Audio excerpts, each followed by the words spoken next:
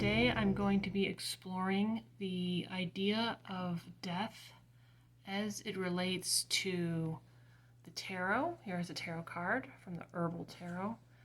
And the idea of death as an archetype. This is a card that came up in a reading I did. And that reading is, I believe I'm calling it Recovering from Religion, Part 1. So this came up in a spread of tarot cards that I laid out, and the position it came up in was really interesting. The spread was called the Storyteller spread. It's a spread I designed, and it sort of mimics the protagonist's journey through a story. So whether we're talking about a piece of literature or a film, you'll notice that the protagonist typically goes through a journey that is universal. It's called the hero's journey. The tarot is actually in some ways modeled off of that, especially through the major arcana. Death is one of the 22 major arcana in the tarot. It's number 13, and that means it comes in the middle, near the middle of the 22 cards, rather than at the end where you might expect it.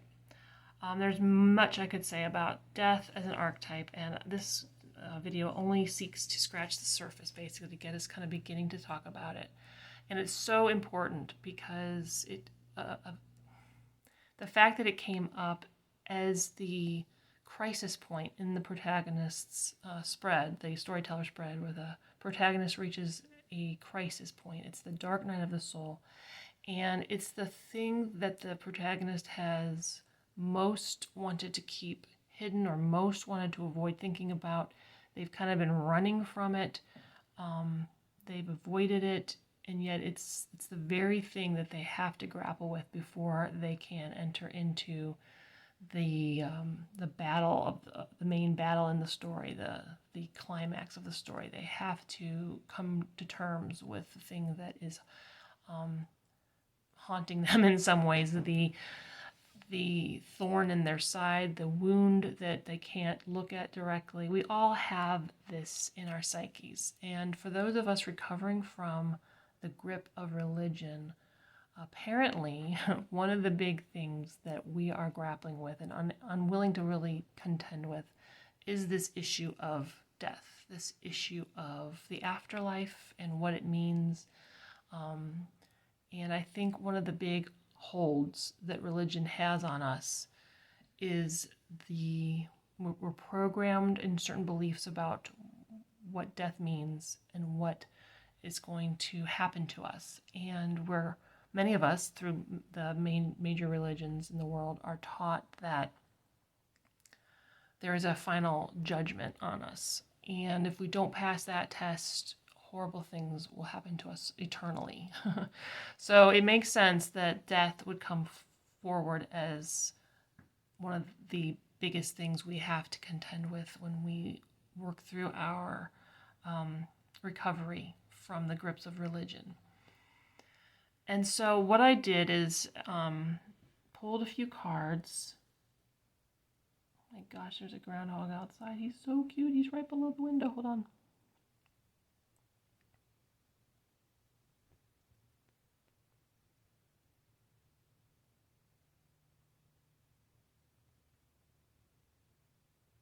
I've been waiting for him to return. He was out here last fall. There he is.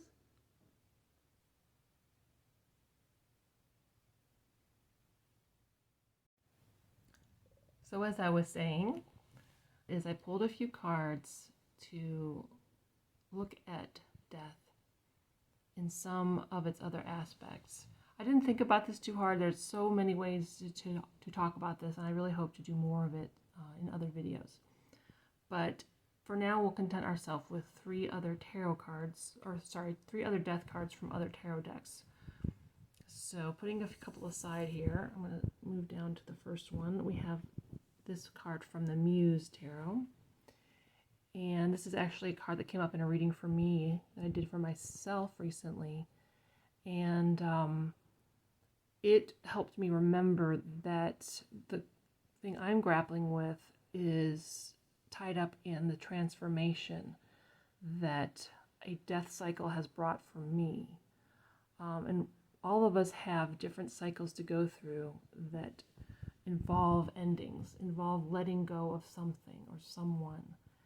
And in that letting go, we go through our own transformation. And so here you have a moth, I would say, maybe it's a type of butterfly, but it's coming out of, typically coming out of a cocoon. You get the sense of someone going through a mental transformation, a transformation of their thoughts, even of their beliefs. And of course, when we come out of religion, we are having to have our minds transformed, our thinking transformed. So many people who have been involved in any kind of heavy indoctrination, whether that's religion or a cult of some sort, or just the family you were raised in, you know that it can be a real struggle to change your thinking and let go of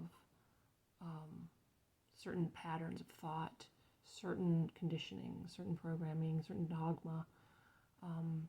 But there is new life to be found after any death cycle. And I think this card reminds us of that. Another card I really like that I often think of when I think of the death card in tarot is this one from the Marielle. So here you have a woman who seems to still be alive, but she's probably at death's door if she is still alive. And I love how she radiates both the age that has changed her body and her hair and so forth. This might be overlooked at first, but this beautiful white hair behind her head is what I think this is.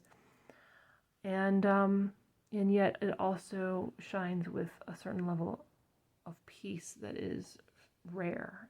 I think she holds this peace to her that is so rare that I think we all hope to have when we're reaching death's door. And I think we feel a lot of concerns about both aging and the loss of our bodies, the loss of our beauty, the loss of our physical strength, and what comes after. We're no longer strong enough to survive this world, what comes after old age. So I think death also speaks to this fear of loss of all kinds of things that we prize, like our own power and our own beauty and our own strength, our body's strength and our mind's strength and our will's strength. And in grappling with a change from one religion to something else, something that's more authentic for ourselves, we are facing our own mortality and facing our own weaknesses of various sorts. There's a lot more that can be said about that, of course, too. And the final card I thought of came from the Wild Unknown Tarot. I love this card because it's so natural. The other year, I'm getting two stories mixed up in my head briefly. There was a year in which I was given a baby bird to look after, basically, by my neighbor. And at later that year, after having a wonderful time seeing this baby bird be basically raised by its parents again here in my backyard, my daughter was out there in the fall and she encountered a dead baby bird. I doubt it was the same one, but it was just weird. The same thing happened. It was like the same the same species of bird. It was robin, and we ended up burying it.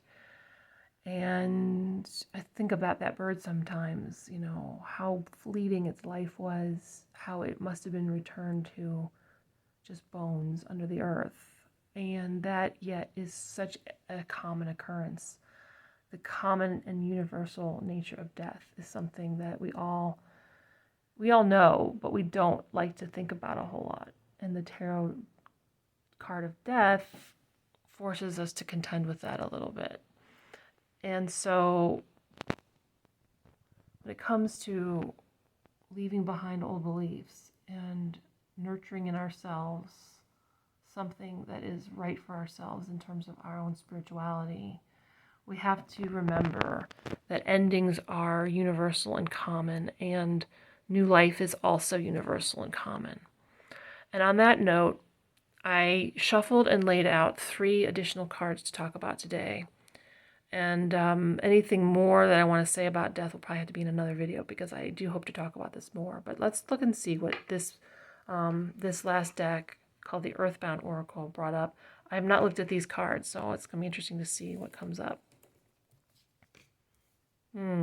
Abundance, the pomegranate with its many seeds. We have creativity, and fear. The hare, the rabbit running from the arrows. The rabbit, who, I'm looking at it, looks like, yeah, they know that death stalks them, right? Those arrows, they know the hunter. They may not understand it very well, but they understand their basic instincts to flee. Fear is what stalks so many of us, and that's just why this came up in the position it did at the dark night of the soul, what we have to face, our deepest fears. And we've been taught to fear death. We've been taught to fear judgment, and we've been taught to fear punishment. The rabbit has no such fear, though. You know, the bird, they have no such fear of judgment. They are the natural witnesses for us, I think, of how the Creator's mind works, of how the creation operates, and how we get out of touch with that, I think, through too much dogma. So the rabbit runs for its life because it understands instinctively that there are dangers in the world. We understand there are dangers in the world, car accidents and, people out to get us, so to speak. We fear certain things, but we don't need to add unnecessary and fantastical scenarios on top of that. And we really have to examine where our religious beliefs that we've been taught, where maybe they have added fantastical and unnatural fears about death. These 2 cards speak heavily to me of the new life that comes from a death cycle, because life always follows death. Just as the bird disintegrates into the dirt, that dirt brings forth new life on top of that dying bird, on top of that disintegrating bird. The mushrooms are a great example of life from death. The pomegranate is nature's way of showing us abundance, of showing us that all new life brings forth new seeds. In fact, in my meditation today, as I was preparing for this reading, I saw a cut open apple with its star formation of seeds. And I thought, yeah, when you slice into an apple and eat it, or to do anything with it, crafts or whatever, you are working with a dead object now. And yet, well, is it dead? Is fruit really dead? I mean, it has so much nourishment in it. It's sort of like a living object that nature gives us from a living plant. But if it were left to sit long enough, it would rot. It has no way of bringing in new life. But it carries seeds within it, which, when cared for, with just a little care, can grow into a whole new plant that puts out another cycle of fruit and seeds. And this is the life-death-life cycle that is so important to grapple with, that death is not something to run from and not contend with. It's something for us as spiritual people to spend time with and make our peace with, just as we feel like this woman has done. Creativity goes along those lines. So when we have the death of a belief system, we also have in that death an opening for our own natural creative flow, our own natural creative abilities to come forth. And one thing I think we can really look forward to, and it's bringing back to mind that 3 of Wands card that was in the storytellers spread in the climax position, getting back to our vibrant selves, we can look forward to new creative inspirations and abilities coming forth out of stepping out of the grip that religion has had on our minds. That has certainly been true for me. And there is much more I could say on all these things, but I'm going to wrap that up for today as a first look at the death archetype. I hope this was helpful. I would welcome your questions and your thoughts, even your contradictions. I'm always willing to learn from other people's insights, and I really look forward to more discussions on this in videos to come, as well as other topics that have to do with our healing. And until next time, folks, I wish you all the best. Take care.